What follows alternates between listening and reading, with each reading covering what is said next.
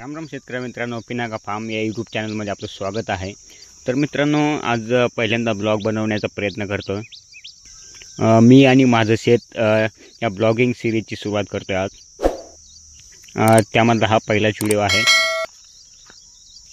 तर हे बघा, आम्ही इथं जानेवारी महिन्यामध्ये उन्हाळी मिरचीची लागवड केली होती. मध्ये मध्ये जवळपास आता भाव खूपच कमी झाल्यामुळे आम्ही मिरचीचा तोडा बंद केला होता. म्हणजे ते तोडा न करता त्याला झाडाला त्याच्या मिरच्या ठेवल्या होत्या. ते पूर्णपणे आता लाल झालेले आहेत. बघा, लाल झालेल्या मिरच्या तोडून आता हे वाळवण्याचं काम चालू आहे. म्हणजे मध्ये भाव खूपच कमी झाले होते, जवळपास 15-17 रुपये किलो चालू होता. तर त्यामुळे ते तोडा करणं हे खूप महागात पडत होतं. त्यामुळे आम्ही मिरच्या तशा ठेवलेल्या आहेत. आता ते पूर्णपणे लाल होऊन हे बघा, आता हे लाल झालेले आहेत. हे तोडून आता वाळू घालायचं काम चालू आहे. मिरची होती, काही टोमॅटो होते. आता हे बघा, हे इकडे टोमॅटो होते. टोमॅटोचा आता पूर्ण सीझन संपलेला आहे. म्हणजे हे उन्हाळी सीझन टोमॅटोचं सुद्धा खूप कठीण गेलेलं आहे. जवळपास 100, 120, 150 रुपयापर्यंतच कॅरेट गेलेलं आहे. त्यामुळे याचंही आम्ही लवकर संपवून टाकलेलं आहे. आता हे बघा, उपटून म्हणजे गंज घातलेलं आहे. वाळले की ते पेटून द्यायचं आहे. आणि आमचा प्लॉट संपल्याच्यानंतर मग टोमॅटोला भाव वाढायला सुरुवात झाली.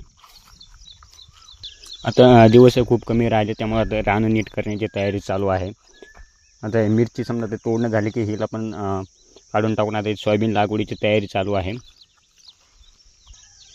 दिवस कमी राहिल्यामुळे म्हणजे एक एक कामाची तयारी चालू असते, जेणेकरून लागवडीच्या सुरुवातीला एकदमच सगळी कामे येत नाहीत.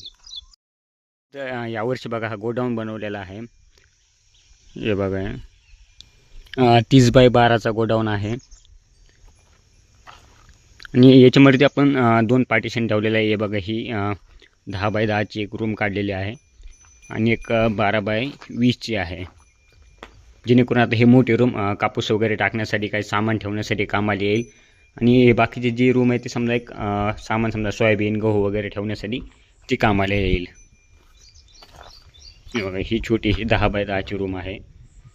तिथं कोबा करायचा आहे. कोबासाठी बघा, आता खडी आणि वाळू आपण आणून ठेवलेली आहे. 1-2 दिवसामध्ये त्याचंही काम सुरू होऊन जाईल. बघा, पाठीमागच्या साईडनं आता ऑरेंज आणि व्हाईट 2 कलरचे पत्रे आम्ही वापरलेले आहे. तर याचा पूर्ण व्हिडिओ तुम्हाला आपल्या चॅनलवर बघायला भेटेल. याला किती खर्च लागला, किती मटेरियल लागलं, हे पूर्ण डिटेल तुम्हाला त्या व्हिडिओमध्ये बघायला भेटेल. त्याची लिंक तुम्हाला डिस्क्रिप्शन बॉक्समध्ये टाकून देतो. तर आपल्या शेतामध्ये होईल तेवढे आपल्याला फळाची झाडं लावायची आहे. कोणतेही लावा तुम्ही. आम्ही याच्यामध्ये बघा, आता सगळे फळांची एक एक झाड लावून ठेवलेलं आहे. आता हे बघा, आता हे बदामी आंब्याचं आहे. ते पलीकडे बघू शकता तुम्ही, मध्ये ते चिकूचं झाड आहे. जवळपास त्याला आता 25-26 वर्ष झालेले आहेत. आणि यावर्षी त्या एकट्या झाडाला जवळपास 3 ते 4 क्विंटल चिकू निघलेले आहेत. आता ते चिकू पूर्ण आम्ही घरी खाऊन, पाहुण्यांना देऊन जवळपास आता 5-6 हजाराचे असे विकलेले आहेत. आता हे बघा, बदामी आंबा आहे. आता हे याचे आंबे काढलेले आहेत, तरी वरती बघा थोडेसे आंबे राहिलेले आहेत. बघा, वरती दिसतील तुम्हाला. आणि असा कच्चा आंबाही खायला खूप गोड आहे, एकदम काकडीसारखा आंबा लागतो. दररोज 1-2 पडलेले असतात, पण आज नाही आहेत. बघा, जे वरती राहिलेले आहेत ना, हे आता सध्या जवळपास बरेचसे असं पाडायला लागलेले आहेत. दररोज 1-2 पडतात खाली. आणि ते बघा, तर रान नीट करण्याची तयारी चालू आहे. याच्यामध्ये राजमा होता, आता रूटर वगैरे मारून रान पूर्ण तयार केलेलं आहे. आणि हे जे अर्ध्यातून अलीकडं आहे बघा, हे ड्रिपची लाईन आहे. तिकडं आता गवार लावायचे आहे. 2-3 दिवसामध्ये त्याचं हे काम चालू करायचं आहे. आणि बघा, बांधाच्या कडेला आम्ही सागाची झाडं लावलेली आहेत. हे बघा, आता हे पूर्ण साईडला सागाची झाडं लावलेली आहेत. या पण साईडला बघा, इकडं पण लावलेले आहेत. होईन तेवढं आपलं शेतामध्ये रिकाम्या जागेवर, रस्त्याच्या कडेला वगैरे आपल्याला जास्तीत जास्त झाडं लावायची आहे, जेणेकरून आपल्यालाही सावली राहते. आणि एक जेवढी झाडं असतील तेवढे एक आपल्याला निसर्गरम्य वातावरण त्याच्यामध्ये बघायला भेटतं. आता इकडे बघा, हे बैलांसाठी वगैरे गोठा वगैरे आहे. फळांची आम्ही जवळपास सगळ्यांची एक एक झाड लावलेले आहे. जसं आंबा आहे, चिकू आहे, जांभळ आहे, पेरू आहे.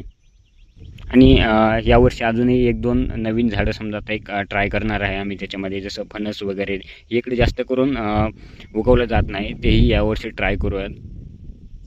अजून नवनवीन जे फळाची झाडं भेटतील आपल्याला ते यावर्षी आपण लागवड करणार आहेत. हे जे गोडाऊन बनवलेलं आहे त्याच्यासमोर आपण त्याची लागवड करणार आहे. तर मित्रांनो, या आपल्या मी आणि माझं शेत या सिरीजला आपला चांगला प्रतिसाद द्या, जेणेकरून येणाऱ्या दिवसामध्ये आपण नवीन ज्या आपल्या शेतामध्ये नवीन गोष्टी करणार आहेत ते पूर्ण डिटेलसहित तुम्हाला बघायला भेटेल. तर मित्रांनो, व्हिडिओ आवडला असेल तर व्हिडिओला लाईक नक्की करा आणि आपल्या चॅनलवर नवीन असाल तर चॅनलला सबस्क्राईब आणि व्हिडिओला लाईक नक्की करा.